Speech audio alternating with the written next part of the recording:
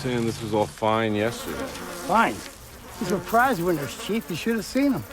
For the life of me, I couldn't figure out what happened. And then I remembered. Eugene. What about him? They've been complaining about me to just about anyone that'll listen. Why is that? Well, he started this pick your pumpkin thing.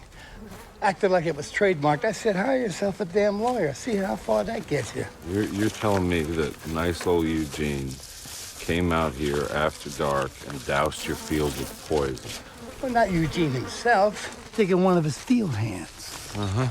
Listen, Chief, I don't go throwing around accusations lightly. You know me. But this happening the day before Halloween when sales are peaking, that's a hell of a coincidence. Hell of a coincidence.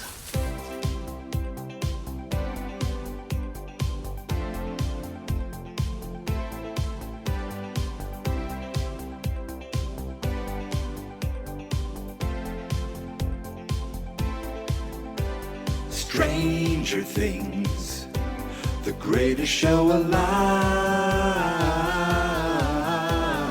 All we can do is wait for season 5. I thought in the meantime that it might be fun to read every comic and book in what I call the Stranger Danger Book Club. Stranger Danger Book Club. Book Club. Stranger Danger Book Club.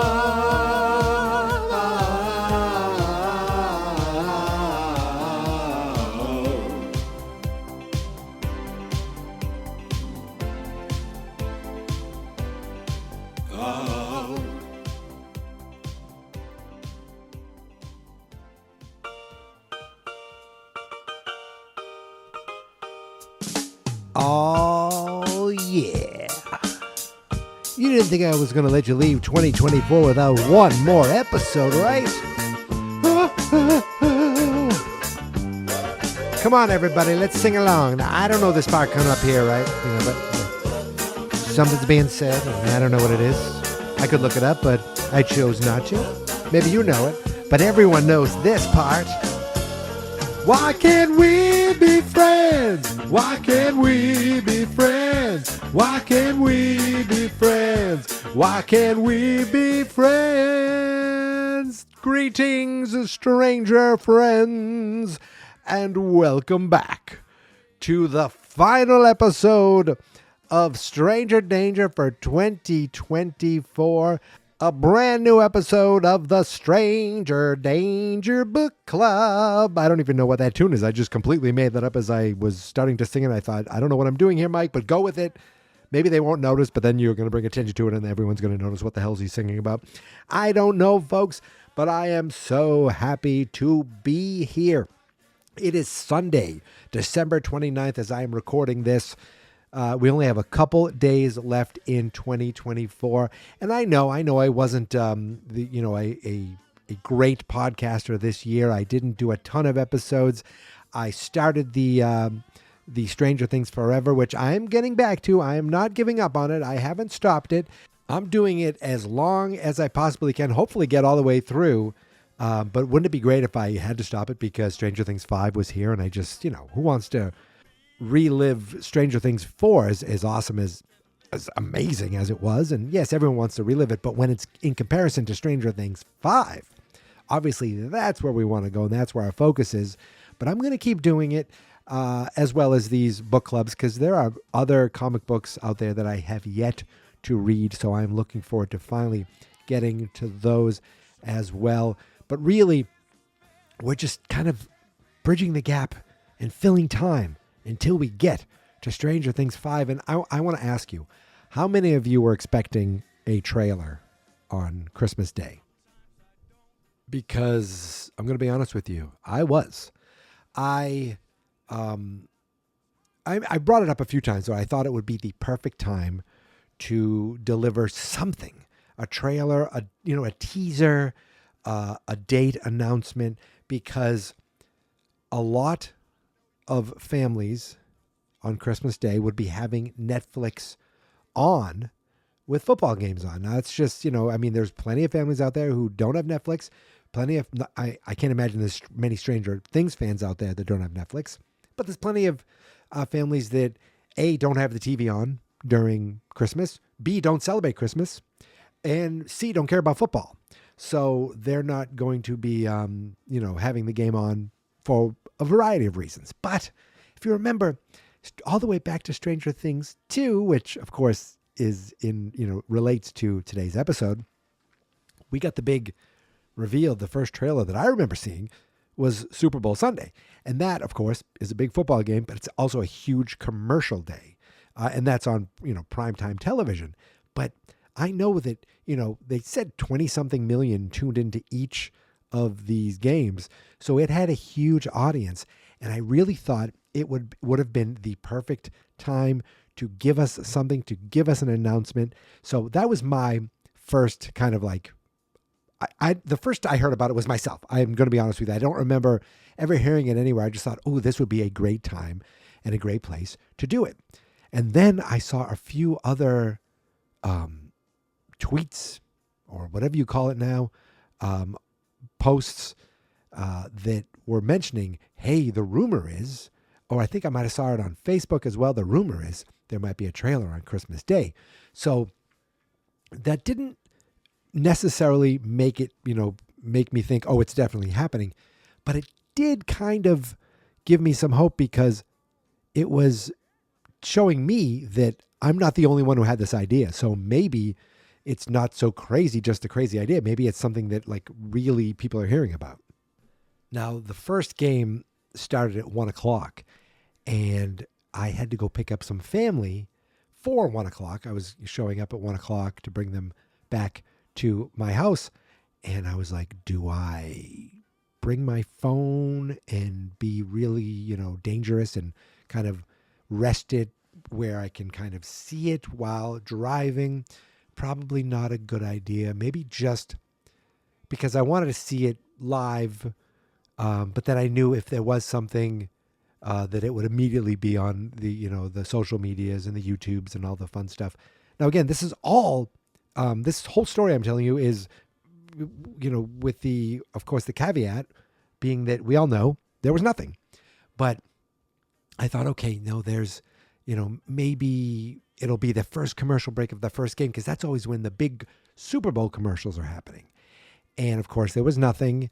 And then I got word that my brother, his two kids, so he's got a 12-year-old and a 7th grader and a freshman in high school, 14. And that's where we were ultimately going on Christmas Day. And my niece, I've talked about her in the past, she loves Stranger Things. And I said, look, if there is a trailer, we're doing an emergency podcast and you are coming on. And, she just laughed at me, but she would have done it. So I kind of put that idea in her head. I picked her up from figure skating one night and I said, listen, this is what I think might be happening. And I've heard some chatter. All I saw was some posts, but I'm chatter like I'm an insider, that, something might be happening. Now, she got excited. She's like, oh my God, I'm going to tell my dad to record it. I go, it's Netflix. You don't have to record it. It'll be on. So apparently she must have talked about it, because she was upstairs and my nephew, God bless him. It was a good joke, but it hurts us, the viewers, the Stranger friends, because he screamed her name. He goes, the Stranger Things commercials on. She screamed, ran downstairs. My brother was in the shower. He said he thought something terrible had happened. She runs downstairs and he's just laughing in her face. And I was like, oh my goodness, you son of a bee. That is cruel. I'm very proud of you. I think that's a very good joke, but not about this. You don't joke about something like this. And then, we laughed about it and the day continued and we ended up going over there. And I was thinking to myself, you know what? The 4:30 game, that might be the one that people view more, because early in the day, people are settling, and then maybe they ate early, and then everyone kind of relaxes and puts the game on. So I think it was the 4:30 game by that time we were settled in. It might have still been the first game. I'm not sure, but I think we're opening gifts at this point. The kids were opening gifts. I got some gifts. I got some envelopes and some cards, and I got a T-shirt, and I got some gift cards. I got a gift card to a comic book store. See, my brother knows the way to my heart. So that's happening, and I look up at the screen, and I see a commercial on Netflix, and I see Millie Bobby Brown, and I interrupt everyone. I go, "Oh my God!" And my niece was like, "Whoa!" And she looks over, and I realize, wait a minute, she has long blonde hair, and oh my goodness, it's a movie trailer for her and Chris Pratt. Now that being said, this movie looks like it could be kind of awesome. I don't know The Electric State. That's the name of the movie. I remember The Electric Company. Kids, check with your parents or maybe even your grandparents about The Electric Company. But apparently it's based on a 2018 graphic novel. And here's the thing. It's the Russo brothers from, the Marvel movies, the Avengers movies, and from Community. And this movie comes out in March, and it's got Ki Hai Kwan and Chris Pratt, Millie Bobby Brown, Stanley Tucci. It's got a lot of people in it, and it looks kind of like it could be epic, and I'm hoping it's great.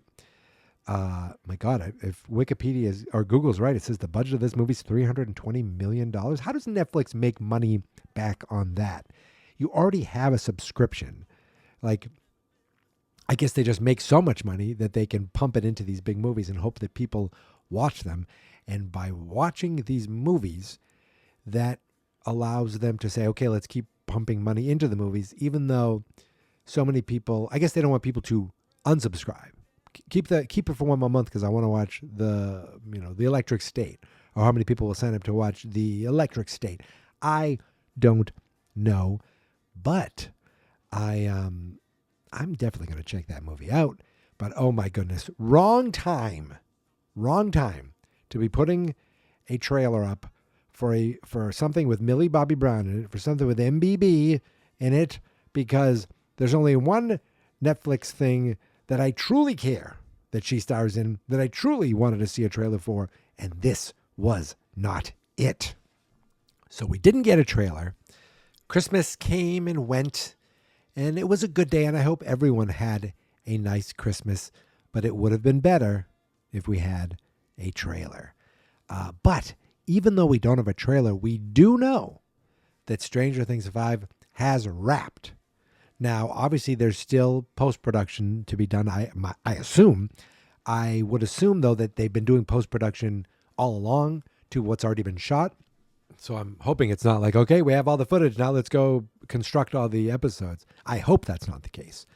But we know that shooting is over. So now we all just have to wait until the episodes are finalized, and then they take the floppy disks down to the Netflix servers and they upload them up to the internet for all of us to finally see this show. Now, I did see an article that came out recently that says Millie Bobby Brown breaks down in tears while reading a Stranger Things goodbye letter after last day on set. It says Millie Bobby Brown broke down while reading now I'm reading the actual article. This is from Variety. I'll put in the show notes. Breaks down in tears while reading a farewell letter to the cast and crew of Stranger Things after her final day of filming on the blockbuster Netflix series. The streamer announced on December 20th that production of the fifth and final season of Stranger Things had wrapped. Brown marked the occasion by posting a gallery of photos to social media from her 9 years making the show. She was just 11 years old when production first started in November 2015. Included in Brown's photo memories of her near decade making Stranger Things was a final video of her sobbing on set while saying goodbye to the crew. She hugged a crew member after telling everyone on set she loved them. And isn't graduation supposed to bring relief? Like, you're glad to leave behind the teachers and classmates? Not me. I am nowhere near ready to leave you guys. I love each and every one of you, and I'll forever carry the memories and bonds we've created together as a family. I love you. Thank you.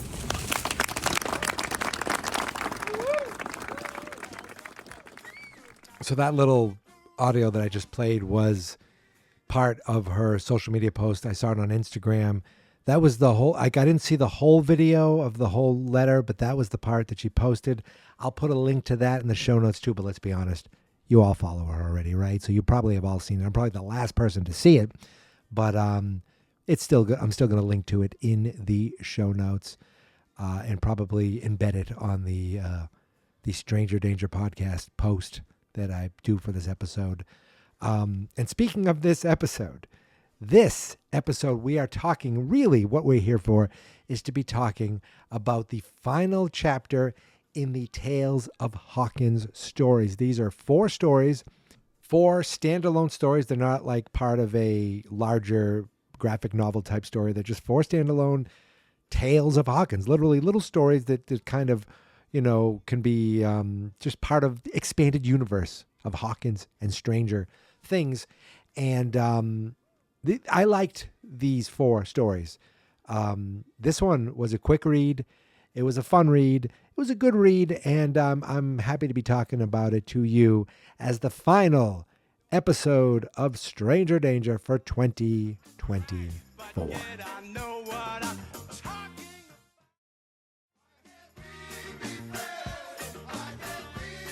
Now, you may be saying to yourself, Michael, why are you choosing this song for this episode? And I'll have to tell you, folks, this song actually I felt like is a perfect representation of what this episode, this issue is all about. And it relates specifically to the clip that I played at the beginning of this episode that goes all the way back to the beginning of Stranger Things 2 in the Mad Max episode.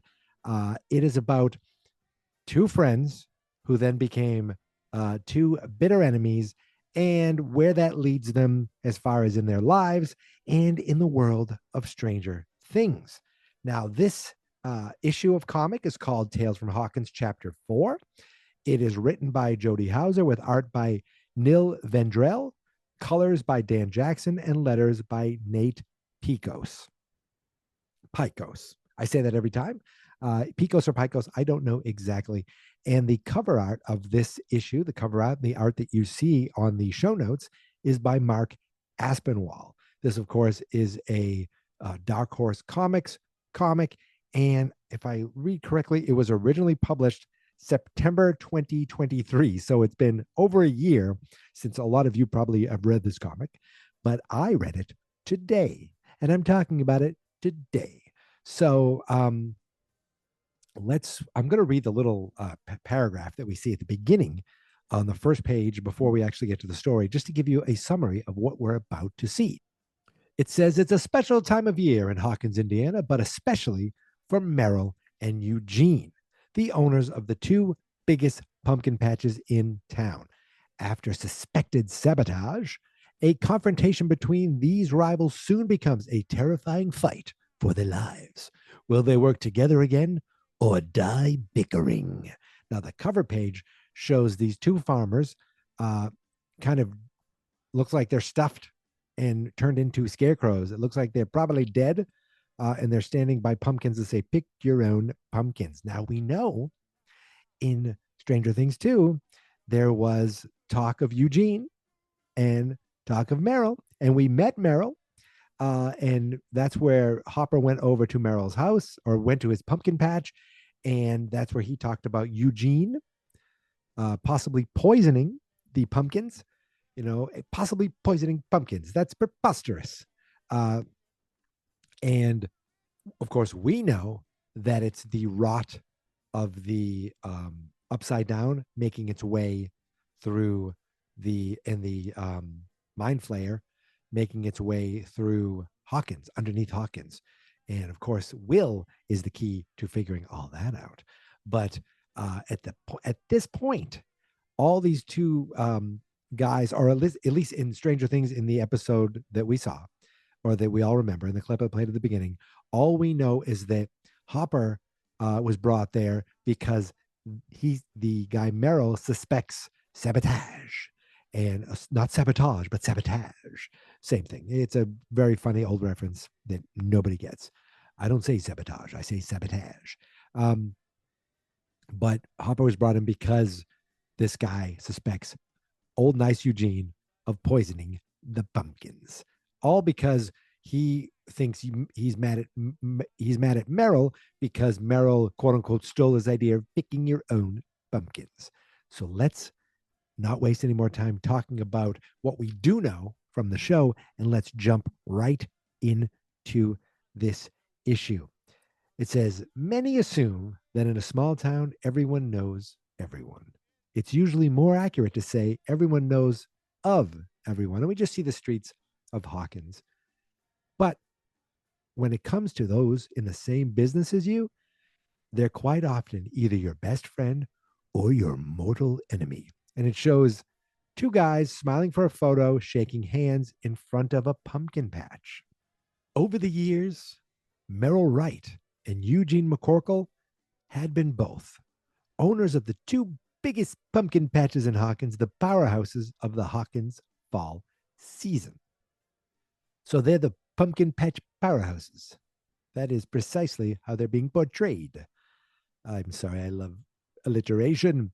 So it shows them, it looks like the two guys handing out flyers together, standing together and kind of working together to, I guess, really sell pumpkins.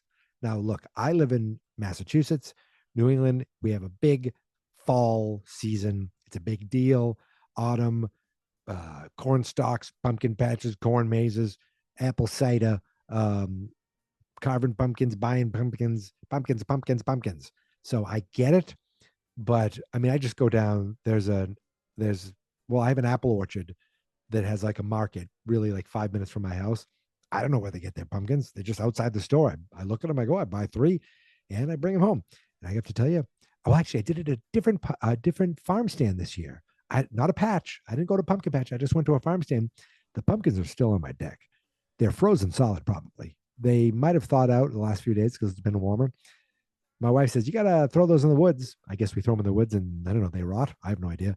Or just years from now, there'll be just dozens of pumpkins hiding in the woods. But they still look pretty good. And I'm a little bit lazy. And I kind of want to see what happens if they freeze. Also, I'm going to be honest.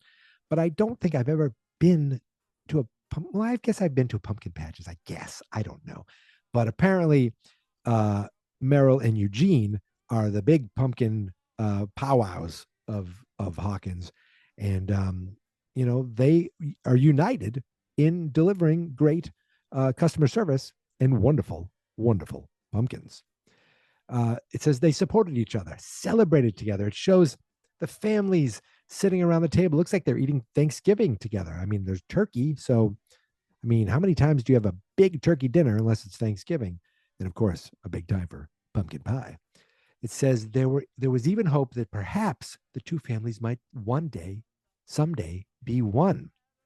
And it shows both guys taking pictures of Eugene's daughter and Merrill's son, and looks like they're dressed to go to the prom together, or maybe they're just going to the snowball. I don't know. Is that the same thing for Stranger Things? Now I don't see a lot of snow on the ground, so I'm guessing it's not quite the snowball. Maybe it is the prom.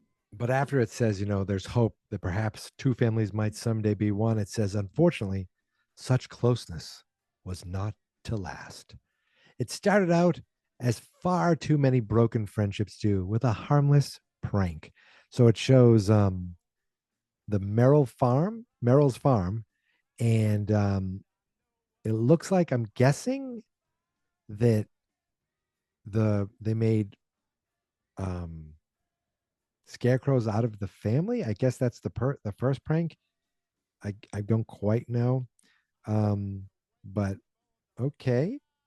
Then it shows the next prank where it looks like they took over where it says McCorkle's farm and they changed it to visit Merrill's farm. They painted over it, but they didn't do a very good job because it looks like it says visit McErrol's pumpkins. So they start pranking each other. It says the problem with such things is how they tend to escalate. So it went from dressing up scarecrows to painting over a sign to then showing 4 scarecrows with their pumpkin heads on the ground. Like it's like, we're going to chop your heads off, I guess. At some point, they stopped being harmless, they stopped being pranks. And at some point, it became a battle. Next thing we see is literally McCorkle's pumpkin sign lit on fire. Like we've resorted to arson over friggin' pumpkins. Okay. It was the usual song and dance. It shows their families going to church. It shows the two wives waving at each other like, hi, we're still friends, right? But the two husbands not even looking at each other. And also, guys, take your hats off in church. I mean, that's just disrespectful. I went out to dinner tonight with my wife, and we took her sister. She has a special needs sister, and her birthday's today. Happy birthday, Trisha. And she doesn't listen, unfortunately. But we took her out, and we took my parents too. And I'm sitting there, and my wife got me a new scally cap, which is like a page boy hat, like a newspaper boy. I don't know what to call it. If you've seen Peaky Blinders, one of those hats, and you might have seen me wearing that hat in some video. But she got me a new one, and I wore it to dinner. And I mean, look, we just went to the local International House of Pancakes. It was a wonderful dinner. And my sister-in-law is one of her favorite places. And but I said, my mother is trying to keep it in right now. She is doing her best not to say anything about me wearing this hat at the table. She goes, I didn't even notice it. I go, but now you did. She goes, yes, now I did. So I kept the hat on because, gosh darn it, I was paying for dinner. I'm keeping the hat on. But I don't think I would do that if I went to church. Take that hat off. That would not be allowed. And the fact that Meryl and Eugene are wearing their hats in church, they haven't taken them off yet. Not cool, dudes. Not cool. It shows them, and I'm going to continue. It shows each waiting for the other to apologize. It looks like Meryl is returning a bunch of records to Eugene. Maybe they shared records, and each placing blame at others' feet. Looks like the daughter of Eugene and the son of Meryl are still hot to trot, as they say. They're holding hands, and Eugene is hanging out the window like, I don't give my blessing to this. So it shows each knowing deep in the dark recesses of their heart that they were just as much at fault. So it shows Eugene holding up or posing and getting a photo in front of a sign that says "Pick your own pumpkins," and then in the very next frame, it shows Meryl with his sign that says "Pick your own pumpkins." 2 times 3, and his says 2 times 3. So I guess that means 2 pumpkins for $3. So he's basically copying him. And that's what we talked about. That's the clip that plays at the beginning. He can't copyright it, but he did copy him. So we see someone saying, "You lousy son of a bitch."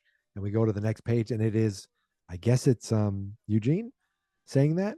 And it says, not that either would admit it, even to themselves. Remember, I said that they're both at fault here, but no one would admit it. So now they're yelling at each other. Maybe this is outside of church based on what the, no, they're wearing different clothes. So it's not that's outside the church. They're somewhere. And Eugene's like, can't compete on quality. So you steal my ideas. And Meryl says, you really think you're the first to think it up? And the wives just look like, oh my God, what are we doing with these two jerk faces? He says, way I see it, you still owe me for damages. And then Eugene says, oh, we talking damages now? Our whole damn field could have been. And Eugene's wife is like, enough. This isn't the time or place. And then Meryl says, you really going to let your little wife?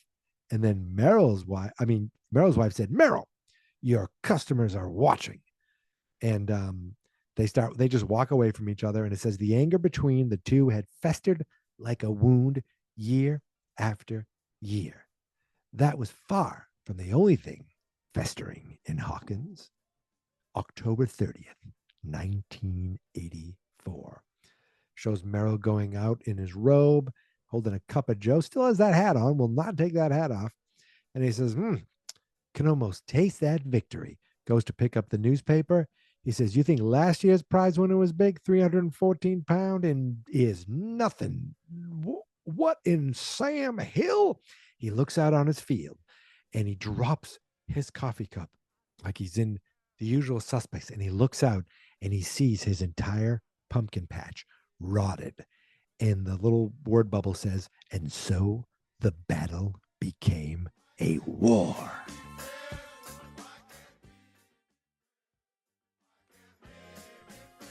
The next page, the next panel, it said, or so it seemed to those who didn't know what lurked in the dark places. So it seemed like it was a war because neither of these dudes knew what was really going on.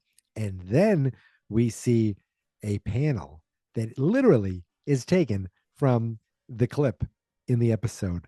Hopper's there and he says, you're telling me that nice old Eugene came out here after dark and doused your field with poison? And he's like, not Eugene himself. I'm thinking one of his field hands. Next panel just shows Hopper leaving, driving away. And Merrill's like, damn, useless. Kicks one of his rotted pumpkins. He gets on the phone with who I'm guessing is another farmer, a different farmer, and he doesn't have his hat on for the first time. He says, who else do you think would do something like this? I'm telling you, Eugene finally snapped. Better keep an eye on your fields and spread the word. And it shows him lying in bed. He cannot sleep. He is lying there with, completely eyes open. His wife's, sleeping, trying to comfort him. And he's just stewing. But then on October 31st, Eugene goes outside and sees the rot in his field too. And he's like, oh, hell no. He piles all the rotted pumpkins into his truck. And I'm guessing he went straight to the police department because now he's sitting with Hopper in Hopper's office where Hopper looks like he just took a bite out of a donut and is having his coffee because, of course, he doesn't want to be bothered in the morning. Mornings are for coffee and contemplation, not for being yelled at about pumpkin poisoning. So Eugene's like, oh, I'm sorry. Hopper says, so you're telling me that Merrill poisoned your farm because he thinks you poisoned his, which of course you didn't. And Eugene says, no, sir. And I got me an alibi the night he accuses me. But then he drives off and he's like, deal with this myself. So Hopper obviously told him, get out of here. I got nothing for you. So now Eugene heads over to Merrill's pumpkin patch, where I guess he's going to possibly, I couldn't think of anything else with a P, but it looks like he's walking up to the path. The path on the patch that leads to the house. No, I don't know. I tried. So he's leaning over some of the pumpkins and we see the shadow behind him. And all of a sudden there's Merrill holding a rake. He says, you bastard, caught you right in the act. Eugene says, what act? I'm getting a sample of the poison you've been spreading around. Merrill says, why would I kill my own crops? Ruin my business for the season. And then Eugene says, how much insurance you take out on this, Merrill? Merrill says, you really think? He says, you're coming at me with a rake? Man, I don't know what to think. And Merrill throws the rake down and says, buddy, I don't need a rake. Just spear, runs at him like he's in WWE, jumps at the guy. They're shoving each other. They're wrestling along. Eugene gets a left hook. Boom. Knocks Merrill straight back, hits the ground, falls through the rotted ground. Wah! All of a sudden, Eugene comes to the edge. He's like, Merrill, if you think hiding like a, what on God's green earth? And he gets too close to the edge. He falls in. Merrill's like, coughing. Eugene's like, oof. And Merrill says, you alive, man? He's like, wind. Looks like he got the wind knocked out of him. He's in pain. Merrill's like, I think I busted my tailbone. And Eugene says, you've always been a pain in my ass. Merrill says, what the hell is this doing under my field? And Eugene says, no, you didn't do this. Too lazy, too cheap. He's coughing. He's hacking.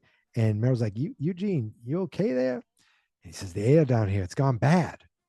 And now he looks up at the hole and he's like, I might be able to reach. I'll give you a boost. See if you can climb up. And Eugene's like, seriously? It's like, faster we get out of here, faster I can get away from you. And Eugene says, yeah.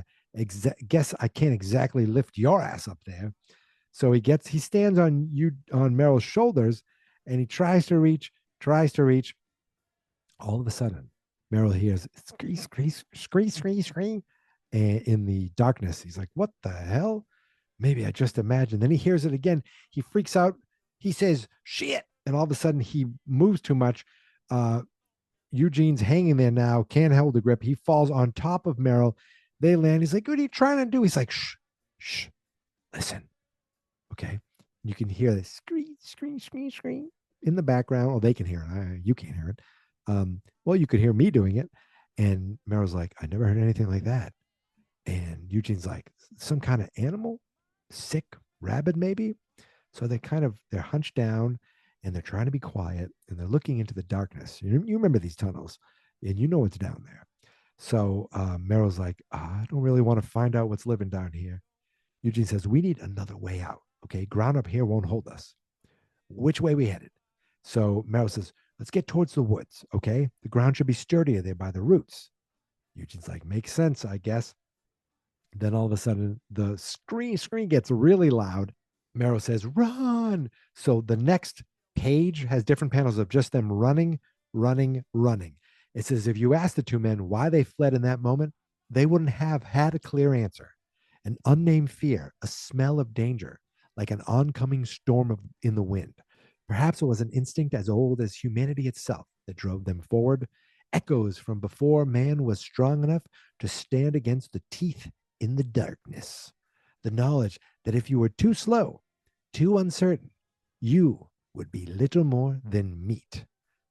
The understanding of the fate awaiting the prey at the rear of the pack. At this point, Meryl trips over one of the evil vines that was stretching out, the veins, I would say. He trips, falls down. He yells, Eugene, help me. His foot's stuck. Eugene looks at him. Stares for a second. And in one moment, I thought, he's going to leave this guy. And he just says, typical, runs over. He says, could never do shit without me. He helps him get his foot unlodged, picks him up, and Meryl says, thanks. Come on. They get to the stronger ground. He's able to push Eugene up, and Eugene's like, it's holding. He climbs out.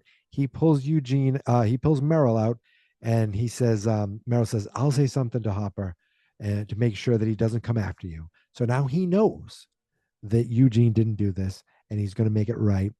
And Eugene says, I appreciate it, but what the hell do we do with this mess? And Meryl's like, I'm not even sure who the right authorities are in this case. And it says the two men didn't know just how deep those tunnels ran, that the authorities would come to them. A year prior, the men might have survived the monster underground only to fall to far more human ones. Think about it. Remember what happened with Benny? He's like, hey, I just want to call in something about this little kid. And boom, Benny's dead. And now his burger stand is a makeout joint and a hangout joint and a drinking joint. But it shows that that didn't happen to these guys. It says there was a new narrative being written about Hawkins. And it shows them at some office holding a check with a lot of money on it. And they're like, holy, they didn't say it, but you know what they were going to say. There's some dude sitting opposite them behind a desk, and he says, the U.S. Department of Energy regrets the damage the leak did to your business and home. We will, of course, handle the decontamination and repairs in addition to the compensation for the lost crops. So, of course, they're calling it a leak from the Hawkins laboratory. But the next panel shows people going on vacation. Now, did they have these beautifully pullable luggage? Did everyone have pullable luggage with the arm that pulls up in the wheels? Was that a common thing in 1984? I don't remember. Maybe it was, but everyone has that because it shows both families going on vacation together. They're friends again. They're happy again. It says, of course, the money they got, it was all lies and misdirection, of course, but it was far kinder than a bullet to the head. Yeah, I think so. It shows them all on a beach. It shows the girl and the boy. They went to the dance together, the prom or the snowball, in the water together.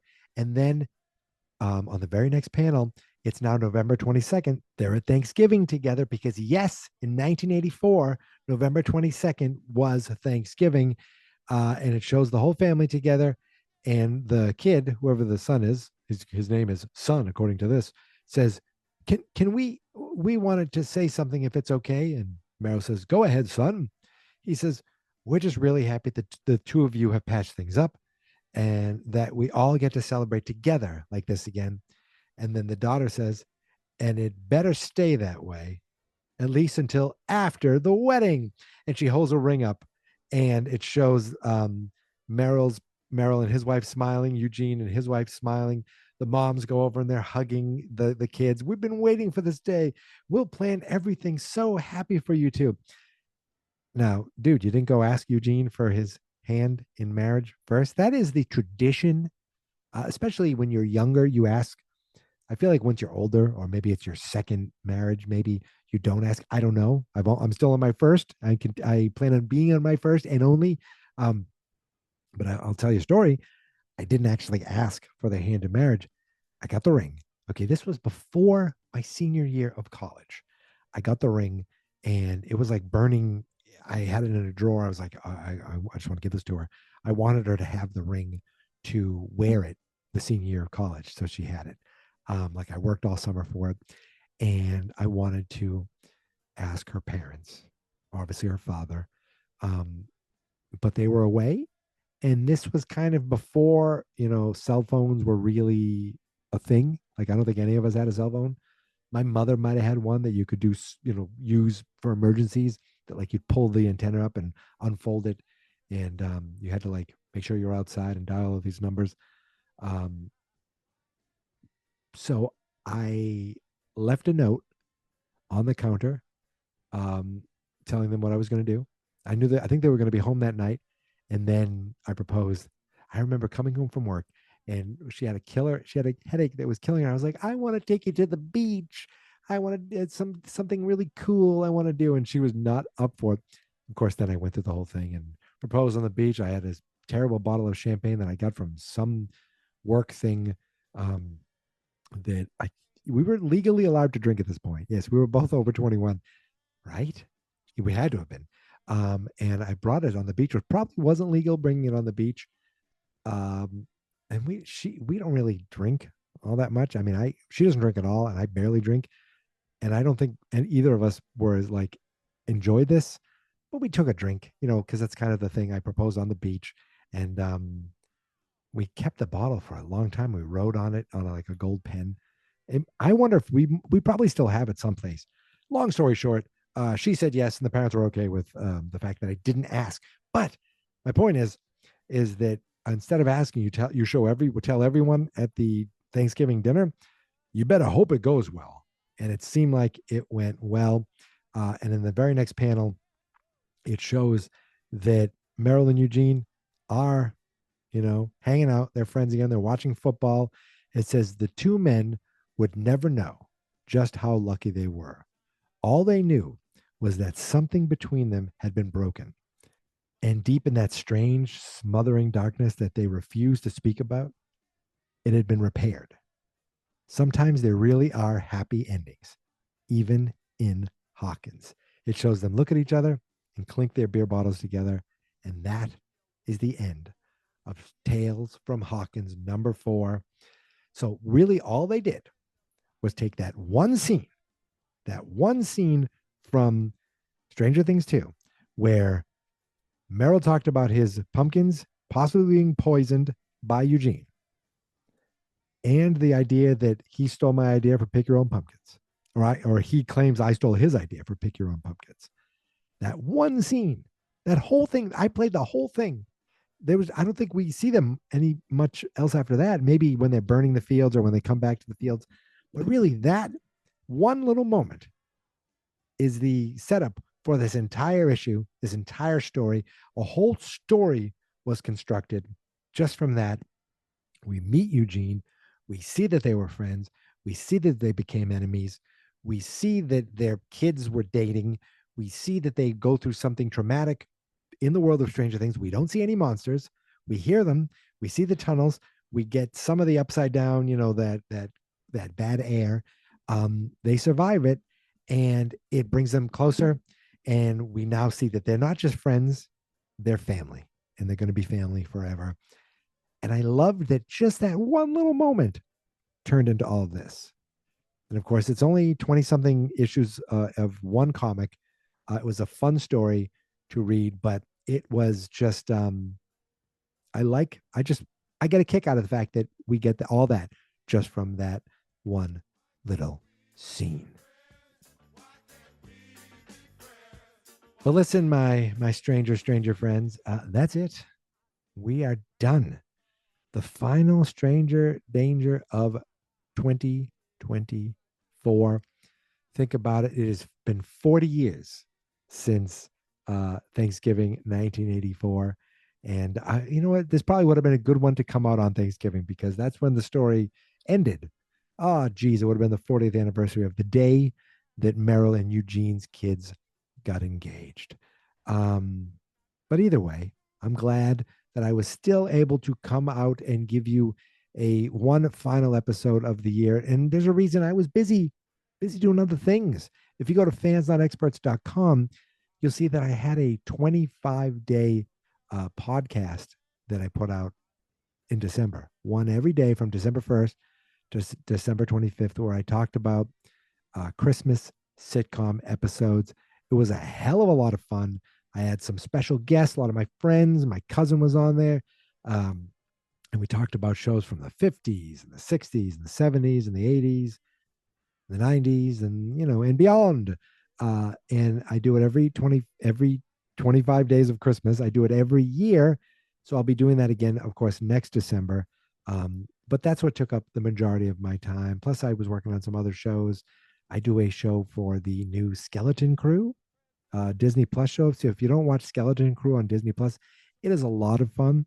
Think, a Goonies kids adventure, not unlike the adventures of the Hawkins kids, but this is more kiddish, I would think, but in the world of Star Wars. And you put a Goonies kind of spin on Star Wars, and you have my podcast called Croonies. Croonies, get it? Because it's called Skeleton Crew and Croonies and Goonies. But that's also available at fansnotexperts.com. You can check that out. Other than that, I'm going to get back on the horse of Stranger Things forever. And I'm going to keep doing the book club and just counting the days. I'm waiting for the day where we get a trailer where I can sit down and legitimately go through it like we did last time. I would say last year, but that was years and years ago at this point now. We've waited long enough. I am so ready for Stranger Things 5. There's only a couple days left in 2024, and then we're in the year. We're in the actual year that we will be getting it. And I can't wait. But we have to. But until then, I hope you keep checking out the show and check out any other shows I do over at fans.experts.com. And you can follow me on all the social media places, my friends. So you can actually follow me on Blue Sky. That's where I feel like I live most of my social life now is over on Blue Sky at Geek Mentality. I'm still on the Twitter at Geek Mentality. Instagram is Geek Mentality. The Mastodon.social is Geek Mentality. The show itself has a Twitter on Stranger D Pod, but it also has a Blue Sky. The Blue Sky is strangerdangerpodcast.com. That's the Blue Sky. I should put that in the show notes too. Add that to the show notes, the new Blue Sky. And my TikTok has changed. So the TikTok is now Geek Mentality Mike. Somebody took Geek Mentality from me. They took the domain. They took the name. Now, look, I used to have geekmentality.com, and I let it go when I changed everything to fans.experts.com. I should have kept it and just redirected it to the Geek Mentality podcast. I didn't. Someone bought it, and they make things and they TikTok about it. And look, I didn't copyright anything. So, I can't claim, hey, that's my name. But I do know that my Twitter account and my podcast has been around, many, many, many, many, many years. So I'm the original Geek Mentality, but on TikTok, it is Geek Mentality Mike. Okay, that's it. I'm done. I hope everyone has happy holidays, because Hanukkah is going on right now. Christmas, right? I hope I got that right. Didn't it start on Christmas Day, day one? Christmas, of course, was last week. And New Year's is right around the corner. So happy holidays. Happy New Year. I will see you all in 2025. But until then, thank you for listening. Thank you for subscribing. Stay stranger, my friends. And remember, reading is fundamental, but you can't spell fundamental without F-U-N. Butterfly in the sky. 'Cause it's fun. I can go twice as high. Take a look. It's in a book. A reading rainbow. I can go anywhere. Friends to know and ways to grow. A reading rainbow. I can be anything. Take a look. It's in a book. A reading rainbow. A reading rainbow. Fans not experts.